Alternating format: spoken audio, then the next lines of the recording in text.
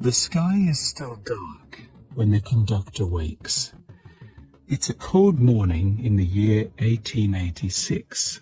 A faint chill presses against the windows of a small railway boarding house nestled near the edge of a bustling train yard in Harrisburg, Pennsylvania. The scent of coal dust and damp wood lingers in the air.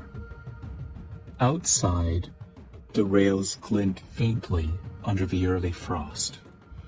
A rooster crows in the distance, and slowly, the town begins to stir. Inside his modest room, the conductor, Mr. Edwin Thatcher, sits upright on the edge of his wooden cot, rubbing sleep from his eyes. His coat hangs neatly on the wall, and his polished boots sit at the foot of the bed, already prepared for the long day ahead. His breath mists slightly in the chill. He reaches for a brass pocket watch, flicks it open, and nods quietly to himself. It's just past 5 o'clock in the morning. His day must begin long before the passengers arrive, before the fire is stoked in the engine, before the whistles blow, and before the great black locomotive begins its journey westward through mountains, valleys, and forgotten sidings. With slow and practiced movements, Edwin rises and dresses. A clean shirt, suspenders, dark wool trousers, and the unmistakable navy blue coat of the Pennsylvania Railroad. He pins his silver nameplate to his lapel, buckles his heavy belt, and places his neatly pressed conductor's cap atop his head. The brim is slightly worn from years of use, but it still carries the symbol of the line, crossed keys over a pair of iron rails. Downstairs in the kitchen, coffee brews in a tin percolator over the stove. The boarding house cook, Mrs. Beatrice, greets him with a nod and a warm mug.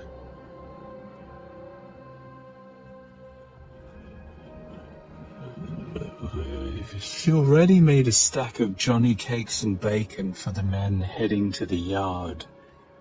A few engineers and brakemen sit hunched around the table, their conversation low and slow. Edwin thanks her quietly and eats his breakfast with care. He reviews the small stack of papers tucked into his conductor's leather satchel, today's schedule, manifest, and passenger list. The 6:45 train bound for Pittsburgh will stop at 7 towns along the route. Freight cars carrying lumber, mail bags, and a shipment of typewriters are scheduled to be switched at 2 of them.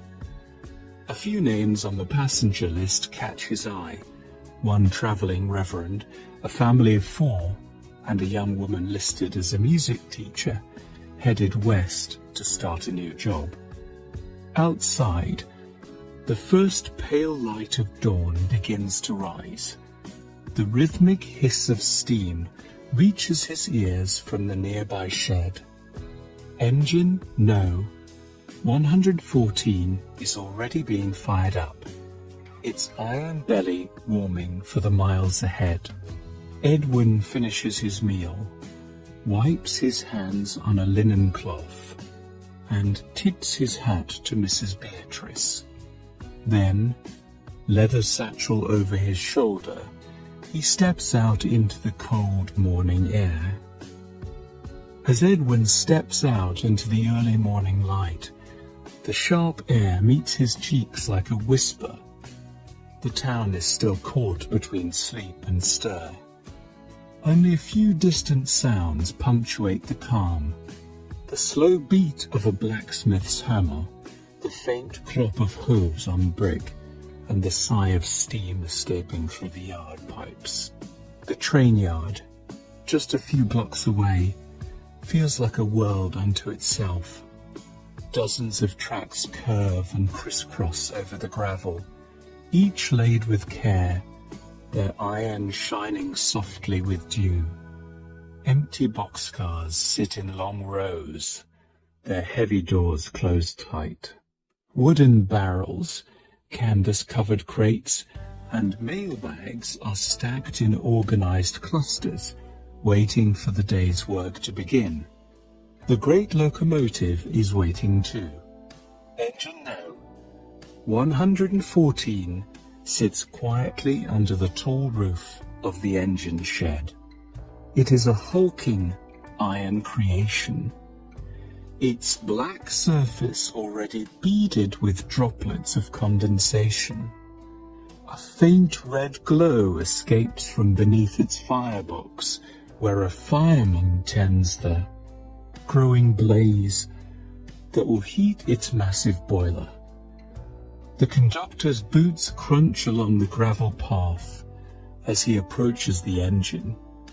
The smell of coal, oil, and fresh-cut timber rises around him. A scent he's known for years, as familiar as home. Nearby, the engineer, Mr. Ruggles, gives him a nod. He's checking the oil cups along the side of the engine, his hands already darkened with soot. "Morning, Thatcher," he says in a low voice. "Morning, Thatcher," he says in a low voice, pulling his gloves tighter. They speak little. There is no need for many words. Both men have done this hundreds of times. Behind them, the brakeman and yard crew begin their preparations. Couplings are checked, axles tapped with hammers to listen for flaws. Lanterns are lit and hung from the rear of the train.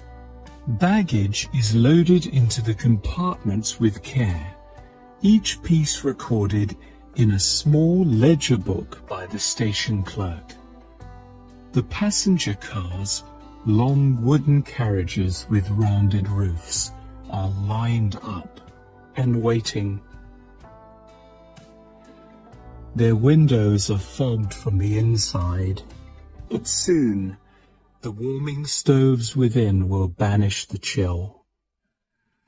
The red plush seats, brass fittings, and polished wood interiors await the gentle bustle of travellers settling in. Edwin moves through the train, checking each car one by one.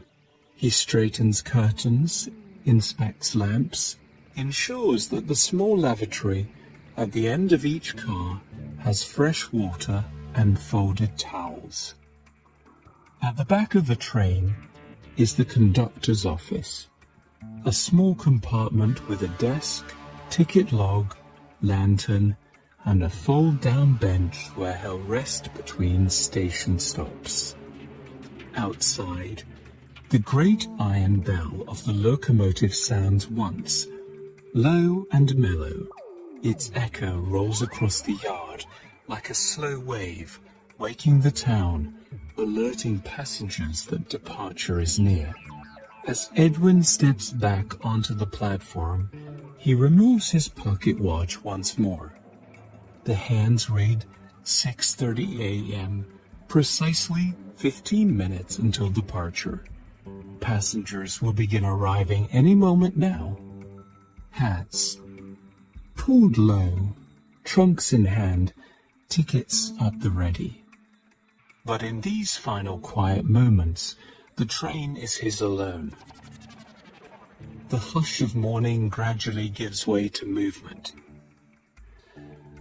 At the far end of the platform, the first passenger appears. A woman in a wide travelling hat and wool cloak, carrying a small carpet bag.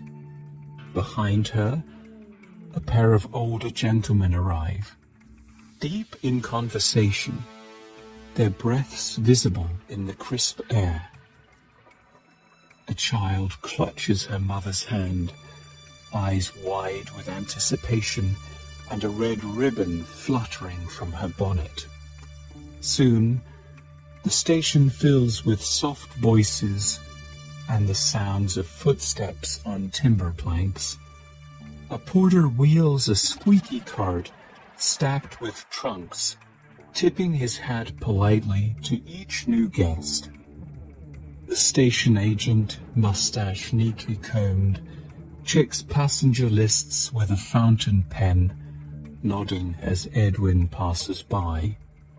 28 booked for the main leg, he says, tapping the paper with a gloved finger, including 3 in the sleeping car. Edwin smiles, tucking his gloves into his coat pocket. Plenty of good company for the journey. This time,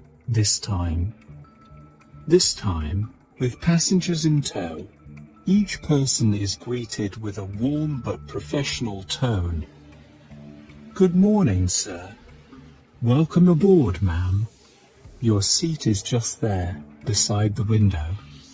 With a sweep of his hand, Edwin guides travellers into their compartments, helping with bags, answering questions, and pointing out the location of lavatories and the dining car.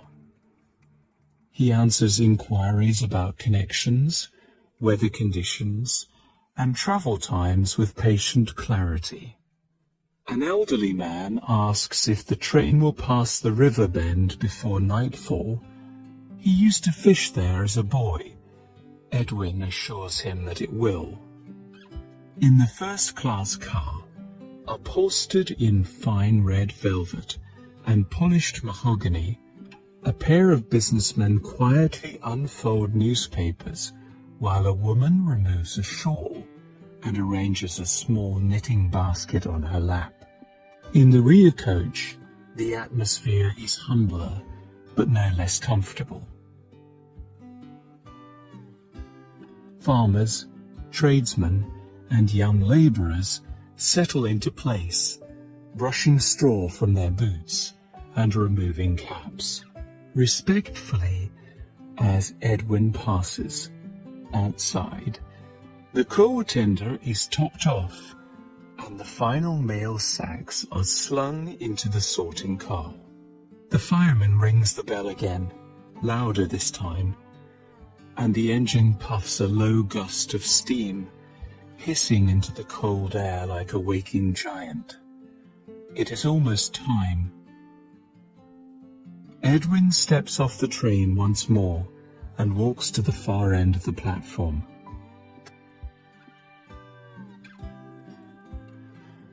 From beneath his coat, he draws a small leather pouch containing his ticket punch and a brass conductor's watch.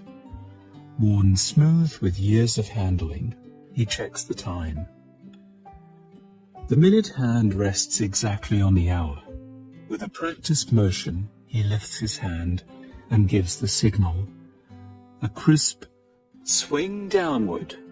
The whistle sounds, and the journey begins. With a great chuff of steam and a groaning metallic sigh, the locomotive slowly lurches forward. Steel wheels begin to turn over polished rails, and the cars behind it follow in a gentle, rhythmic sway.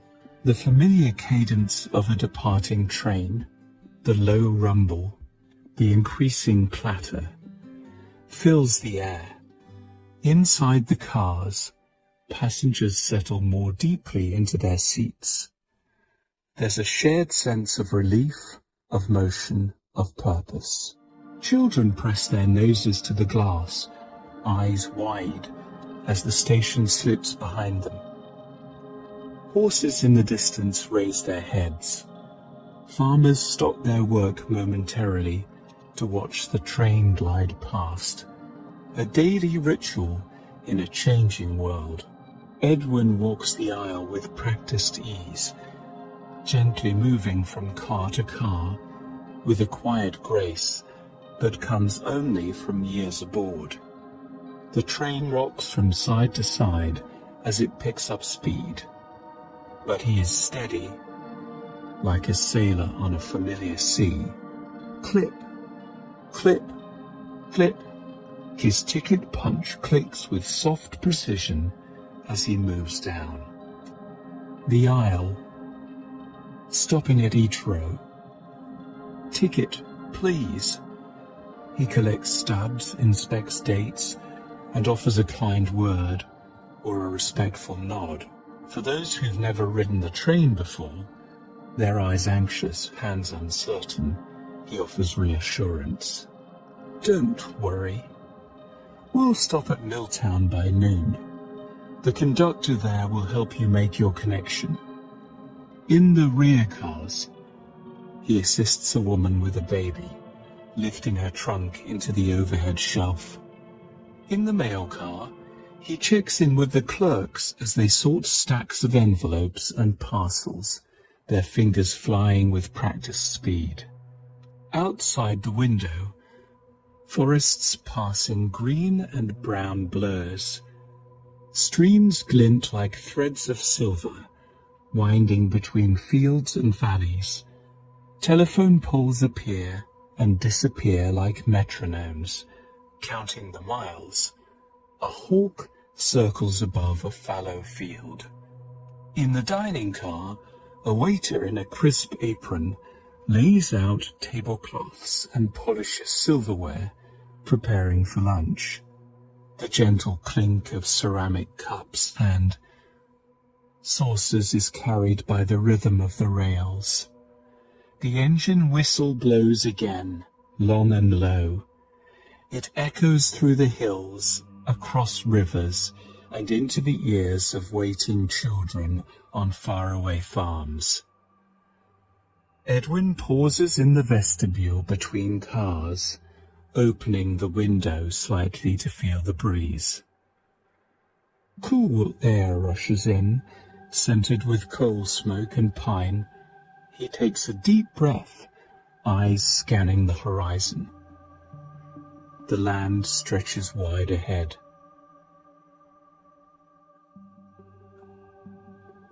So many miles, so many faces, so many places to reach, all bound together by this iron path and the steady hands that guide it. With a small, satisfied smile, Edwin closes the window and returns to his passengers.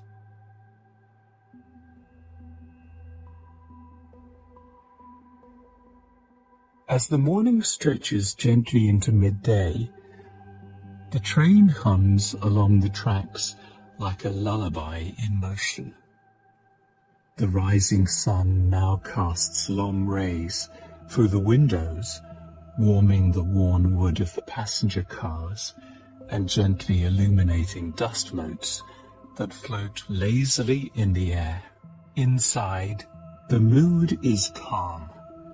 The rhythm of the rails has lulled many into a quiet doze.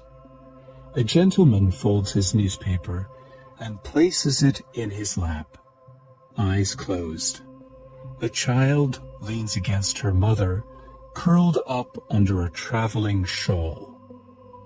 The soft murmur of voices is broken only by the occasional whistle of the locomotive and the familiar clack-clack beneath the floorboards. Edwin, the conductor, moves with the steady confidence of long habit. He checks on each car, exchanging small pleasantries with passengers. "Everything comfortable, ma'am? Your station is coming up in 20 minutes, sir." He pauses in the ladies' car to help adjust a drafty window, then moves to the baggage car, where the loadmaster is inspecting trunks and crates secured with thick leather straps and iron buckles. The mail clerks continue their quiet sorting, the sound of envelopes slipping across canvas sacks like the soft shuffle of cards. Beside them, a wooden crate with metal clasp rattles faintly with each turn of the wheels. Marked in ink, handle with care, scientific equipment. Back in the dining car, lunch is being served. The soft clinking of cutlery fills the air. The menu is simple but hearty. Ham sandwiches wrapped in wax paper, apples from the countryside, and steaming cups of tea poured from tall kettles. The train gently sways as waiters move down the narrow aisles with practiced balance. Edwin takes a short break, seated at a small table in the corner of the dining car. He removes his cap and places it gently beside him. A cup of tea is brought without his asking. The waiter knows his routine. As he sips, he gazes out the window. The scenery has changed again. Open farmland now gives way to a stretch of wooded hills, their green leaves dancing in the warm breeze. A deer startles at the train's distant sound, then bounds into the underbrush. A man on horseback pauses beside a fence to tip his hat at the passing train. The whistle blows once more, a long, slow cry that echoes across the hillsides. Passengers begin to stir again. The town of Milltown approaches, the next stop on the journey. Edwin rises, replaces his cap, and nods to the waiter. Back to work. The journey continues, steady and sure. As the great steel wheels gradually slow their rhythm, the train begins its gentle approach into the next station, the town of Milltown. From the window, red brick buildings begin to rise in the distance, their chimneys puffing lazy curls of smoke into the midday air. The town is nestled along the edge of a gently winding river, with tidy wooden storefronts lining the dusty streets, each with signs that creak softly in the breeze. Inside the cars, a ripple of quiet energy stirs the passengers. Children peek out the windows in curiosity, and travelers gather their bags and hats. The conductor, Edwin, moves through the train again, announcing with a warm, steady voice, "Milltown Station, 15 minutes." The brakes hiss softly, and the train lets out a long sigh of steam. It eases forward with elegance, not a halt, but a settling, like a deep breath exhaled after a long walk. As the train comes to a full stop, a platform of worn wooden planks appears. Beside the cars, a small crowd awaits. Townsfolk in straw hats, a woman holding a parasol, a young telegraph boy clutching a folded message, and a farmer with mud-streaked boots and a basket of eggs. A station master stands proudly in his dark vest and gold watch chain, tipping his cap as Edwin steps down to greet him. "On time as ever, Mr. Lane," he says with a smile. "Right on the dot," Edwin replies, returning the nod. The platform becomes a momentary flurry of activity. Travelers disembark, hands are shaken, bags are passed down, and crates are lifted by porters with grunts of effort. An old man receives a letter from the mail clerk, holding it like a precious treasure. A toddler clutches a wooden toy as her mother gently guides her by the hand. Inside the train, other passengers stretch, sip water from metal flasks, and look out on the busy scene. A few switch seats for better views. A couple walks hand in hand to the rear observation platform to watch the town from a new angle. Meanwhile, the fireman checks the boiler pressure and the engineer oils the wheels. The train rests but does not sleep, always alert, always ready for the next leg of the journey. Edwin takes a moment to step inside the station office. A fresh telegraph from the next stop has arrived, noting clear tracks ahead and fair weather to the west. He signs his name neatly in the ledger, tips his hat to the telegraph operator, and makes his way back to the cars. On his return, he checks in with the passengers. One has misplaced a trunk, another asks about the arrival time at the next stop. He handles each with practiced ease, his voice calm and sure. And then, with a final call of all aboard, the doors close.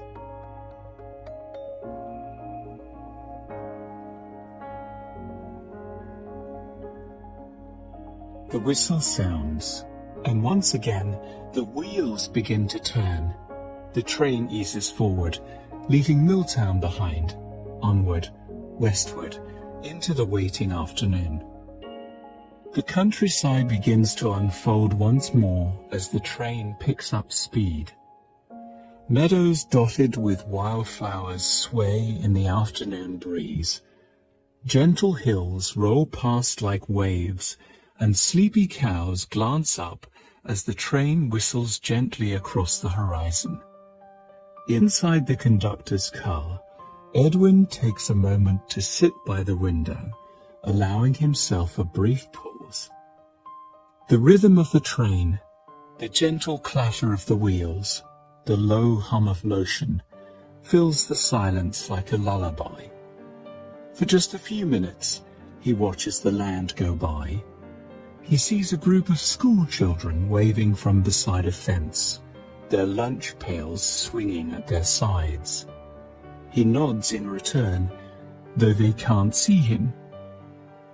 Further on, a fisherman casts a line from a crooked dock as the train crosses a wooden trestle bridge. The tracks stretch endlessly ahead, always leading forward. Though Edwin's hands are still, his mind moves with the journey. He thinks of the many people who pass through his cars, each with a destination, each with a story. Some traveling for work, others for family, a few for adventure, and some with no more than a ticket and a heavy heart. He remembers a young soldier once who rode quietly to a far-off post, and an old woman who clutched a faded photograph the whole ride home. There was a newlywed couple who couldn't stop smiling, and a man who wept softly behind a newspaper. To Edwin, each stop isn't just a point on a map. It's a chapter in someone else's story. And in his own way, he's part of all of them, a silent thread weaving through countless lives. The train rocks gently. The sun now hangs low, casting golden rays across the fields. The shadows grow longer. A hawk soars above a line of trees, its wings gliding soundlessly in the warm air. Back inside the cars, the passengers doze, read, or gaze out in quiet wonder. The steady rhythm of the train has worked its magic. Edwin stands, stretches his legs, and begins his next walk through the cars. He checks that all is in order, that the lamps are still lit, the doors closed, and the mail sacks secure. He tips his cap to a couple sharing apples from a paper bag and gives a kind smile to a boy asleep, with his head resting on his mother's lap. Though the journey is long, Edwin feels no fatigue. He is at home, in the motion, in the service, in the miles that roll endlessly beneath the iron wheels. The golden sun has nearly disappeared, and a hush falls over the train.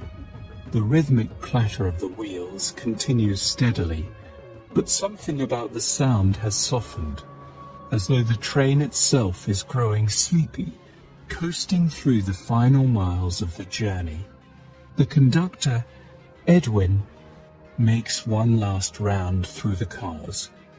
Lanterns now glow in each compartment, their soft light flickering against the window glass. Curtains are drawn partway closed. Passengers have settled in, some fast asleep, others quietly watching the darkening countryside roll by, their thoughts drifting with the dusk. The air inside is warm, carrying faint scents of oiled leather, pipe tobacco, and freshly brewed coffee from the dining car. Outside, the world is shadow and silhouette. Trees, fences, rooftops, all inked in twilight. In the mail car, Edwin carefully checks the final bags. He nods to the clerk, who is writing down the last of the ledger notes in tidy script. The bags are tied, labelled, and ready to be unloaded at the next stop. Back in the conductor's compartment, he reaches for his logbook. In tidy penmanship, he notes the time, the conditions, and any incidents, which, tonight, there are none. Just the quiet and the glide of steel over rail. As the train nears the final station, its whistle sounds once more, a long, low note that echoes across the hills and into the small town ahead. Lights flicker on in the station house. A few figures move into view along the platform, ready to meet the arriving train. Inside the carriages, travelers begin to stir. A man pulls on his coat. A child is gently woken by her mother. Someone yawns and folds a newspaper, tucking it under one arm. The sense of arrival, of coming home, begins to settle over the train. Edwin stands at the rear platform, feeling the cool breeze on his face. The wheels slow with a gentle hiss.